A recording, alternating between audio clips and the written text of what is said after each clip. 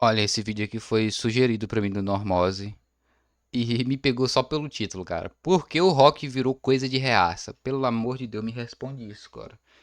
Parte um, eu quero que seja respondida agora, velho. Porque eu gosto de metal, eu gosto de rock. Eu quero entender por que, caralho, man, a galera traiu tanto o movimento. Isso sim é trair o movimento, cara. Se tornar reaça é trair o movimento. Vamos com nós, vamos com nós. Gosto muito dos vídeos do Normose. Ele vai entregar um conteúdo pra nós.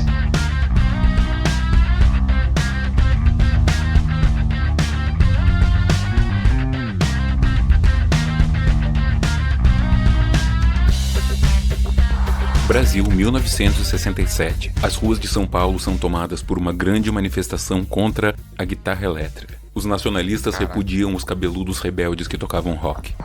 Brasil, século XXI.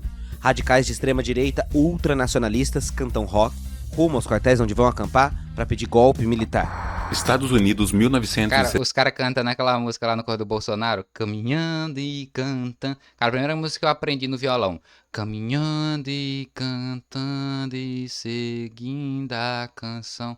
Eu acho que ela é só duas notas, mi menor e ré maior. É só isso essa música. 69, o Festival de Woodstock, um dos maiores ícones do rock, é iniciado e finalizado por artistas negros, Richie Havens e Jimi Hendrix. Brasil, século XXI. Fãs de rock destilam como... Ah, só uma coisa do Jimi Hendrix. O único, porque na época que eu tava bem mais fissurado em rock, em metal e tal, comprar coisas, consumir coisas, era na época do DVD ainda. Cara, o único DVD original que eu comprei na minha vida, comprei um, foi do Jimi Hendrix. Que era um documentário, e aí tinha um show dele, tinha um documentário, tinha entrevista do pai, tinha um cartzão gigantesco. comentários racistas em grupos de internet e são conhecidos por terem virado reacionários. Brasil, 1978. Renato Russo compõe a música Que País é Esse? Uma crítica ácida aos governantes, à ditadura e às elites. Brasil, século XXI. Militantes de extrema-direita usam a música Que País é Esse? Como uma forma de defender o governo de um homem que apoia a ditadura. Nossa senhora. E esse negócio do iau, cara, que a galera tá achando que o cara tá dizendo miau, eu entendi, velho. Tem um submundo aí da extrema-direita, né, dos neofáticos, que os caras têm... que o deus deles é esse tal de iau.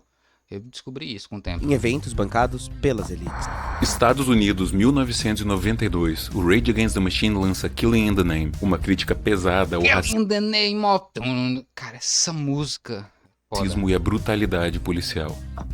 Estados Unidos, século XXI. Supremacistas brancos e defensores da polícia americana aplaudem emocionados Donald Trump ao som de Killing in the Name. Ah, não. O que Você não diabos sabia, aconteceu? O rock virou reaça, envelheceu, e hora ou outra a gente escuta que o rock virou chato porque se politizou demais. Ah, isso é besteira. O rock sempre foi politizado. Cara, o baterista do System of a Down virou um reaça, né? Desgraçado. Que porra foi que aconteceu com o rock and Me roll? responde, pelo Pra amor mim, de Deus. que cresceu na adolescência ouvindo rock e vê o que aconteceu nos dias de hoje, é bastante vergonhoso. É difícil compreender que um gênero que começou nas minorias, abraçando todos os grupos, virou o que virou. Mas esse episódio é muito mais do que isso. É pra pensar sobre produtos culturais, indústria cultural, uma viagem sobre gerações, como funciona a indústria do entretenimento, sequestro de pautas e como no realismo capitalista, qualquer coisa pode ser apropriada e virar reacionária. Como esse vídeo está na pauta de cultura, arte e música, mais uma vez a gente tem o Antídoto convidado no canal, não só para editar os vídeos como normalmente, mas também para participar do roteiro e falar aqui comigo. Certo, Antídoto? Certíssimo. Então, se você já viu os outros vídeos e gosta das nossas parcerias, já comenta aqui embaixo, deixa o engajamento pra nós, que é pro vídeo rodar um montão, compartilha com seu tio Reaça no grupo do Zap da família. Ah, ele não vai ver, mano. Ele não vai ver. Meu tio reaça tão longe disso. E bom episódio. Felizmente. Ah, mas se quiser, curte o vídeo, se inscreve no meu canal, mano. Faz aquela bagulho todo lá pra ajudar o canal, pô. É o chapéuzinho... Ou é a moedinha no chapéu do palhaço. Década de 1940. No Mississippi, no Alabama, Nova Nossa. York, o mesmo fenômeno começa a acontecer. A música gospel dos subúrbios americanos queria sair da mesmice religiosa. A guitarra do blues e do R&B adentrava os cultos protestantes e formava um novo ritmo, mais dançante, mais contagiante e majoritariamente feminino. Big Mama Thornton e Sister Rosetta Tharpe foram duas mulheres negras que pariram isso que hoje a gente chama de rock and roll. Essa música no começo era assim, mulheres negras expressando as suas vozes. Big Mama, conhecida por ter 1,90 m de altura, foi vista cantando por 2 jovens produtores, chamados Jerry Lieber e Mike Stoller. Eles se inspiraram a compor uma música para ela chamada Hound Dog, em 1952.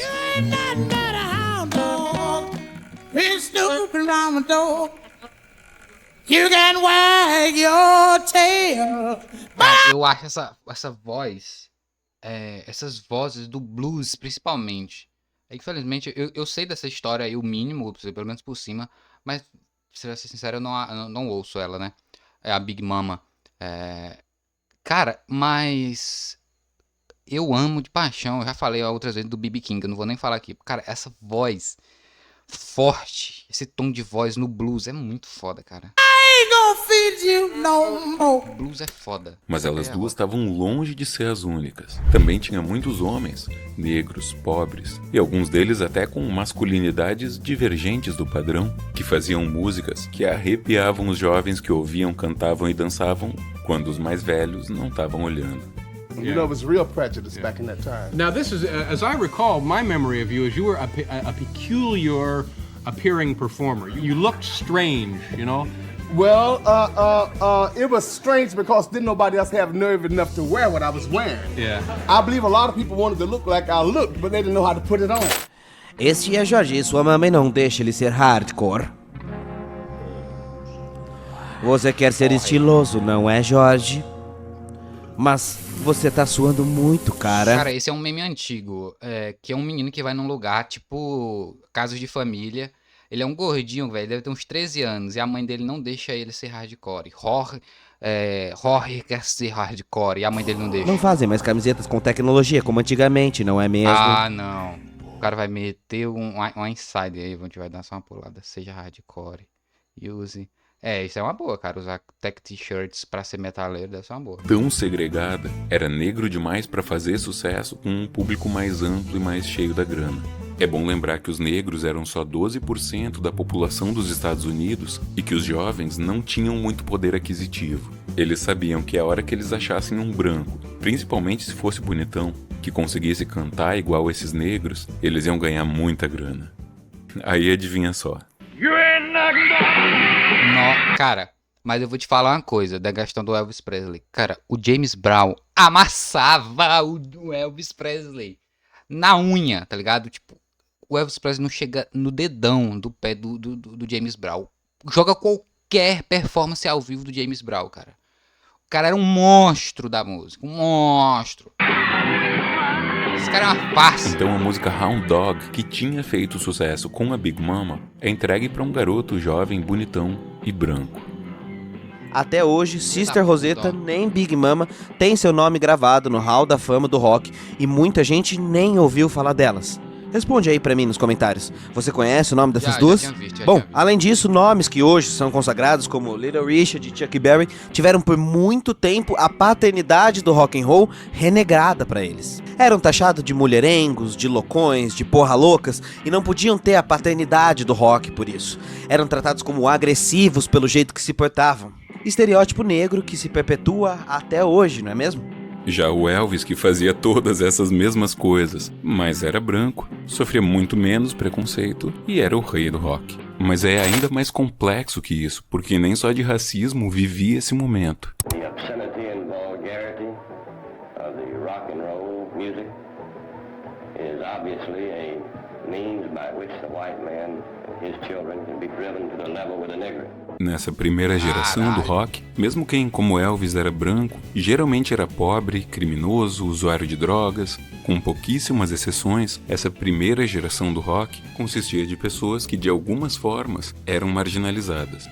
E vale notar aqui que a história da música popular está repleta de exemplos de homens e mulheres negros empurradas para as margens do gênero que eles mesmos criaram. Pra você ter noção do peso do que eu tô falando, Little Richard declarou a Rolling Stones lá em 1990, muitas décadas depois: se eu fosse branco, você sabe quão grande eu seria? Isso porque a cada ano que passava, o rock foi sendo embranquecido e embranquecido. É assim que, conforme vão acabando os anos 50 e começando os anos 60, O rock, além de ser uma forma de arte, uma expressão de cultura, se torna também um produto da indústria cultural. E esse produto vai crescer mais ainda no mercado e se embranquecer mais ainda quando na primeira metade dos anos 60 acontece uma invasão. Em algum Caralho. momento, os Beatles foram o que houve de mais famoso no mundo. Cara, pior que eu gosto de Beatles. Me julguem, pior que eu gosto de Beatles. Mas eu entendo, cara, eu tenho toda uma teoria sobre criação artística e a população negra marginalizada, mas eu não vou saber elaborar direito, só vou encher o saco de vocês. Quem sabe numa live eu falo isso. Por isso que eu digo, se inscreve, curte o vídeo que a gente tá fazendo live de segunda a sexta. Porque agora eu tô no feriadão da Semana Santa. Mas vamos elaborar melhor sobre isso, cara. Porque eu gosto de falar de música. Eu não desenvolvo tanto nas lives, mas eu gosto de falar de música, cara. E eu gosto de Beatles, cara. Beatles é legal. Mas não famoso como hoje é algum influencer do TikTok.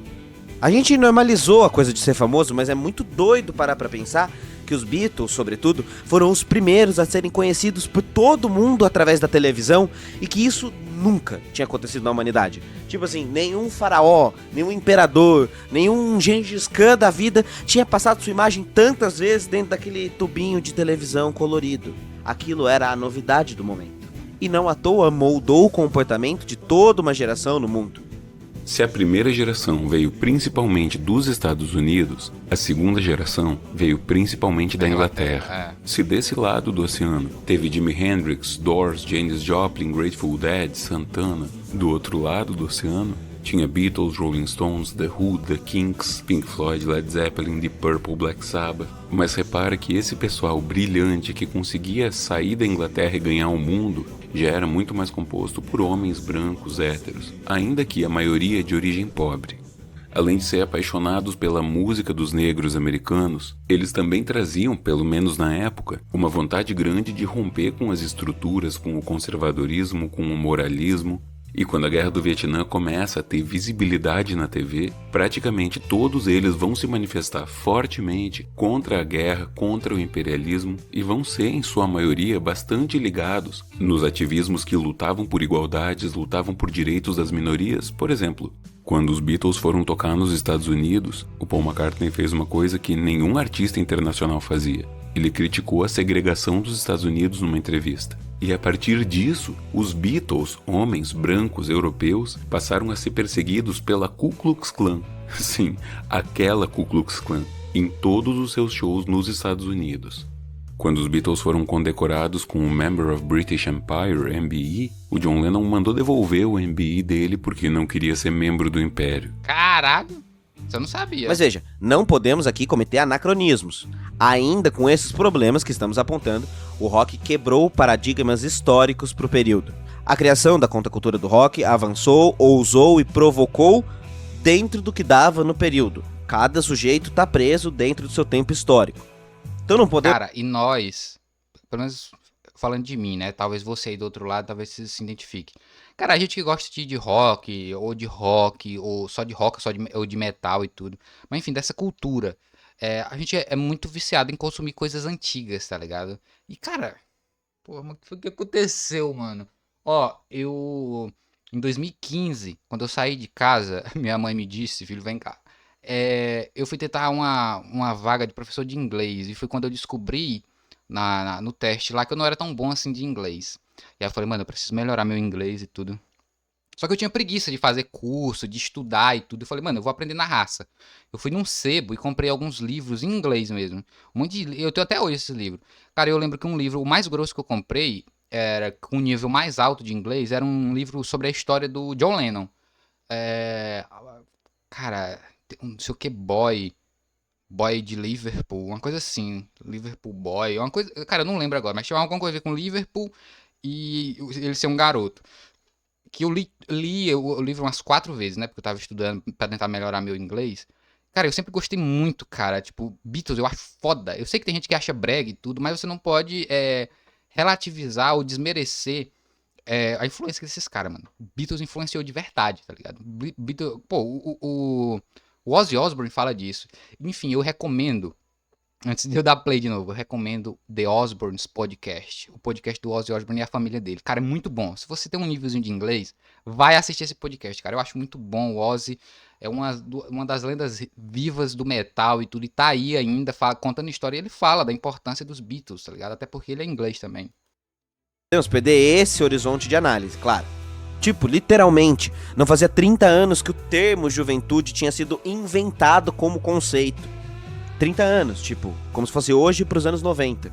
E isso virou o mundo de ponta cabeça. Mano, e eu acho que essa repressão, toda essa repressão, né, tipo, nos países mais desenvolvidos, só enfureceu mais ainda a juventude e fez a galera, tipo, pô, muita gente perdeu a vida, velho. Muita gente perdeu a vida nessa maluquice aí, tá ligado? Dos anos 60, dos anos 70, nesse bagulho de fazer música, de curtir a vida, de transar, de tudo. Caralho, mas enfim, mano, é o que acontece, velho. É o que acontece. Os valores de independência mexeram tudo que havia nos anos 60 e 70. Viu o que eu O falei? rock era música proibida pelas autoridades. Era o que o adulto proibia e o jovem conseguia ouvir. O espaço onde ele era acolhido nessa época. Era o início de uma ruptura entre o mundo infantil e o mundo Ô, adulto. mano, desculpa, eu tô pausando muito. Eu prometo que eu vou parar de pausar tanto. Vou recomendar um filme chamado Detroit Rock City. Talvez você ache até no YouTube. Talvez você ache no YouTube de graça. Detroit Rock City, que é basicamente isso. É um filme onde a moçada lá são 4 amigos que são muito fãs de Kiss. E um dos amigos, a mãe é crente e ela é das mães contra a cultura satânica, um bagulho assim. E elas são contra o Kiss. E o negócio do filme é eles chegarem no show do Kiss pra assistir a maior banda de metal, de rock de todos os tempos. E nem é. adulto. E o palco filme é bom, onde mas essa o filme é bom. ruptura acontecia, às vezes era no rádio, às vezes na TV, às vezes nos discos e às vezes literalmente nos palcos. Sobretudo de uma coisa que ficou muito marcada dessa época, os festivais. Os festivais de música Isso aqui devia do ser Brasil são uma conversa à parte e dariam um episódio inteiro só pra eles. Mas o rock não era protagonista aqui, ao contrário do Woodstock, que ficou marcado como o grande símbolo dessa geração. O Woodstock foi mesmo um marco incrível, assim como o Festival da Ilha de White, o Monterey, festivais lendários, gigantes, feitos sobretudo no amor à camisa e não por grandes corporações, e que são lembrados até hoje. Mas tem um porém aí, uma coisa que também é bom lembrar. Quando a gente está estudando história, o que a gente lembra pode ser muito revelador. Mas o que a gente não lembra, o fato de a gente não lembrar de algumas coisas, também pode ser muito revelador de outras formas. Festivais levavam multidões para falar de revolução. É lógico que o Woodstock tem uma importância gigantesca para a cultura mundial e para a ideia de contracultura que foi formada dali em diante, claro. De como se davam a sexualidade das mulheres. Eu esqueci agora o nome do festival que teve no Brasil. Eu vou pesquisar e falar ainda nesse vídeo. Mas teve um protótipo de Woodstock aqui no Brasil, em Minas Gerais, eu acho. Vou procurar. Tem na Netflix esse documentário. Eu vou procurar o nome pra vocês olharem depois. Dos feminismos, como se empregava a lógica de lucro capitalista até ali, os primeiros papos sobre a exploração do meio ambiente. Tudo isso aconteceu, verdade. Mas alguns dias antes, um outro festival gigantesco e muito importante estava rolando e pouca gente parece lembrar dele. Era o Harlem Cultural Festival, uma série de eventos e festivais libertadora que celebrava a cultura negra americana numa época marcada pelos assassinatos de seus líderes, Martin Luther King, Malcolm X, e um acirramento muito grande da luta pelos direitos civis dos negros dos Estados Unidos. E esse festival tinha nomes gigantescos. Stevie Wonder, Nina Simone, Sly and Family Stone. Ele foi inteiro filmado, mais de 40 horas de shows. Um público de mais de 300 mil pessoas. Falando em revolução, falando em poder negro, falando de violência, mas celebrando amor. E aí, adivinha só? Eles não conseguiram o interesse de nenhuma emissora para trabalhar o evento.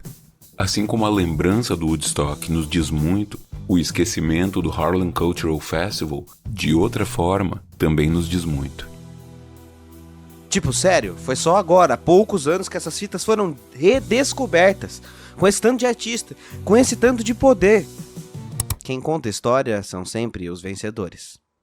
Mais do que nunca, a indústria cultural precisava tomar rédeas da contracultura para colocar limites no movimento.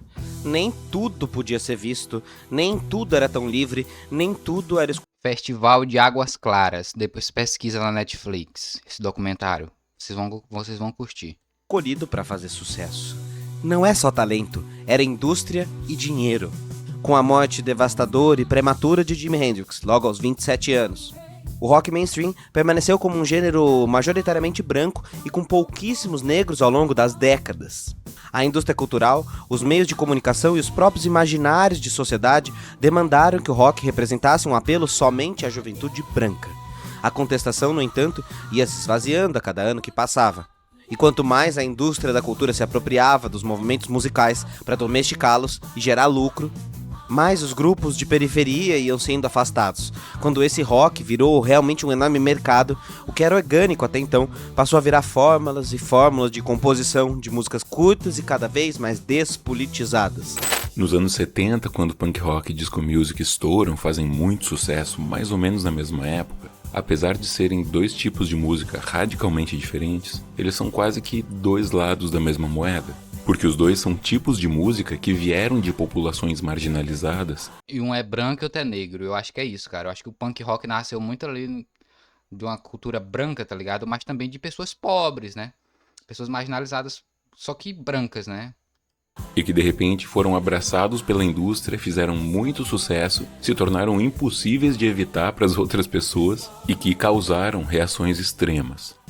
O punk, que veio das periferias, veio das populações marginalizadas pelo crime, pelas drogas e sobretudo pela pobreza e desigualdade social, ele junta a simplicidade do rock and roll lá do começo com uma vontade de incomodar, de importunar, de encher o saco, de confrontar o sistema e, portanto, de causar uma reação.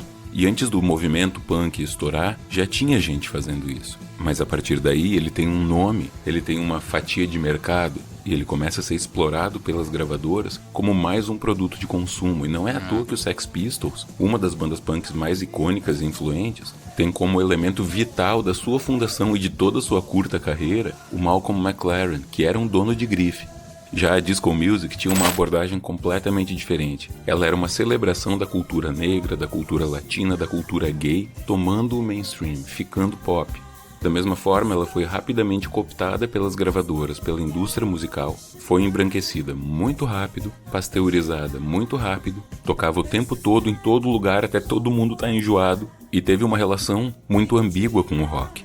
Por um lado, quase todos os grandes nomes do rock da época mergulharam na disco music, fizeram músicas influenciadas pela disco, como os Rolling Stones, Paul McCartney, Kiss, Pink Floyd, Queen, Elton John, quase todo mundo. Mas por outro lado, a gente teve uma reação gigantesca e despropositada de gente que odiava a disco de uma maneira muito mais vocal, intensa e agressiva do que odiava todos os outros movimentos e modas da cultura pop que tinham vindo até então. Por um lado, estavam de saco cheio da gravadora ficar impondo essa música e tocando essa música em todo lugar. Mas por outro lado, tem também aí uma questão racial, uma questão de gênero, uma questão de preconceito, uma questão de gente branca não querendo ter o seu privilégio tomado e invadido por essas gentes que, enfim, né? O ápice disso tudo foi a Disco Demolition Night, quando num estádio, num jogo de beisebol, as pessoas que levassem discos de disco music pra queimar tinham um ingresso gratuito. Aí eles fizeram uma grande fogueira pra queimar esses discos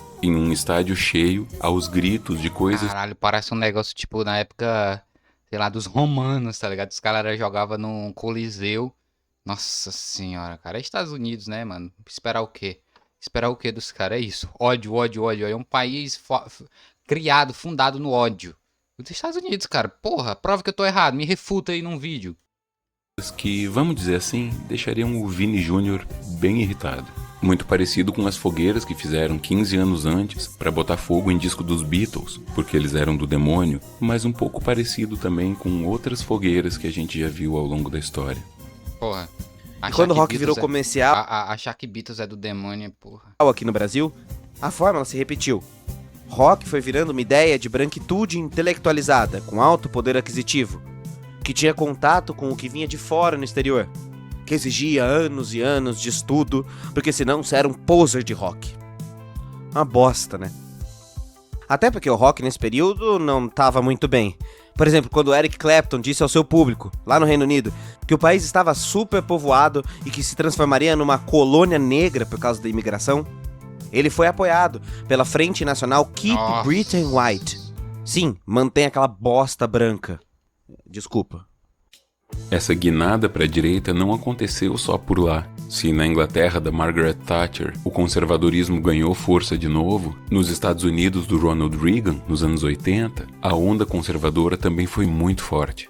Uma grande parte do rock vai ficar mais careta, vai ficar mais despolitizado. As novas vertentes que ganham popularidade dentro do metal, dentro do hardcore, vão em alguns casos se alienando cada vez mais para os seus próprios mundinhos de fantasia e em alguns casos se radicalizando cada vez Pra mim, Ratos de Porão é a maior banda hardcore do Brasil. Ponto final. mais na política, fazendo um contraponto a essa onda conservadora. É aí que, com o apoio do governo, os políticos mais neoliberais são justamente aqueles que vão criar iniciativas que são ancestrais do que hoje é, por exemplo, o banimento de livros nas escolas.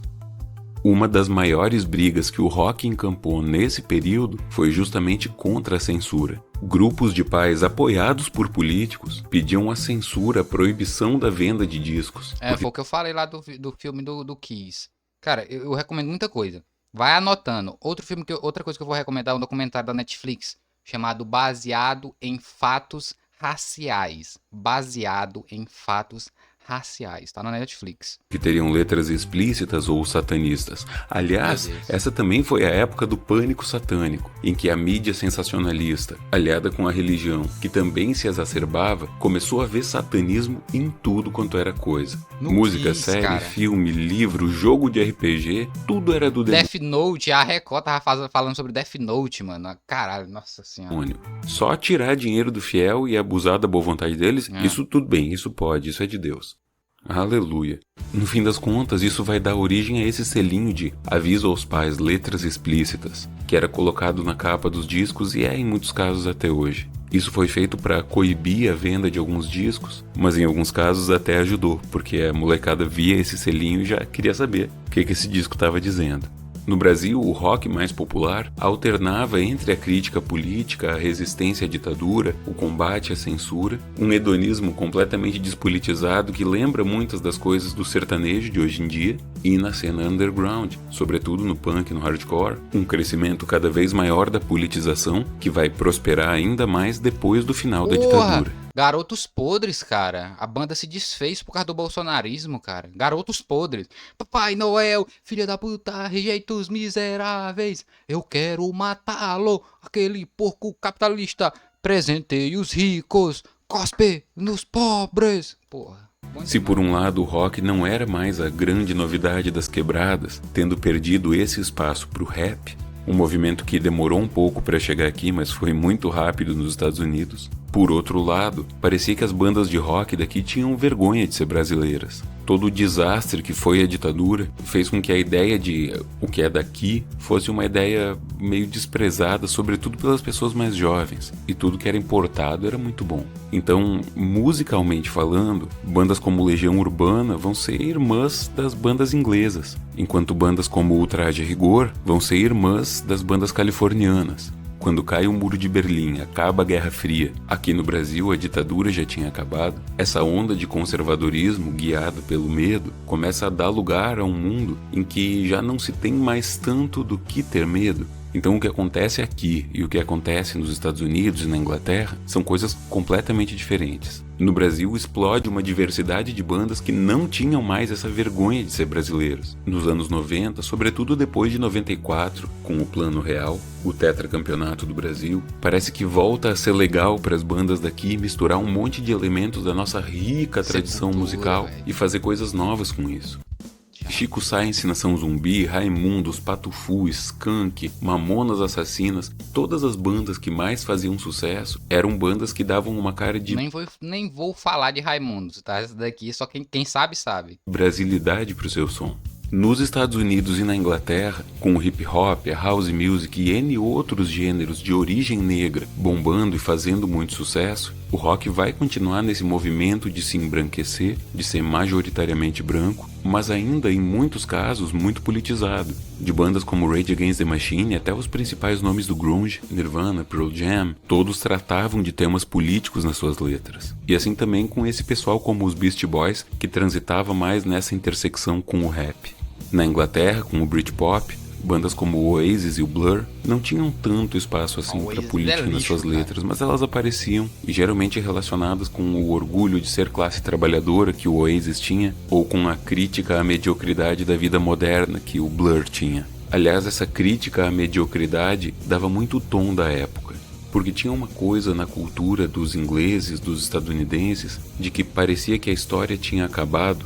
Era como se eles pensassem, a Guerra Fria acabou, a gente venceu, o nosso modelo deu certo, mas tá, e agora? A vida é só isso? Não tem algo mais além disso pra gente viver?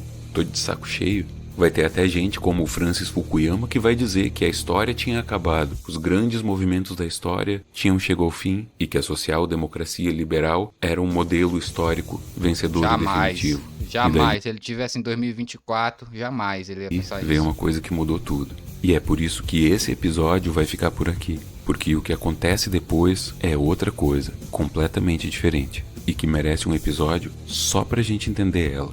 Porque é ela que vai dar o palco do mundo em que a gente tá vivendo agora. Porra, cara, fiquei com vontade de assistir a parte 2. Pode ter certeza que nós vamos assistir, cara. Vamos estar aqui no canal vendo. Pô, eu sei que eu pauso muito, eu me empolgo demais, mas, cara, falando de música, eu não vou ter pena de pausar, não, porque eu me empolgo e tudo. Eu acho foda, cara, acho foda. Caralho, muito bom o vídeo, normal. Eu quero a parte 2, nós estamos esperando a parte 2 aqui no canal.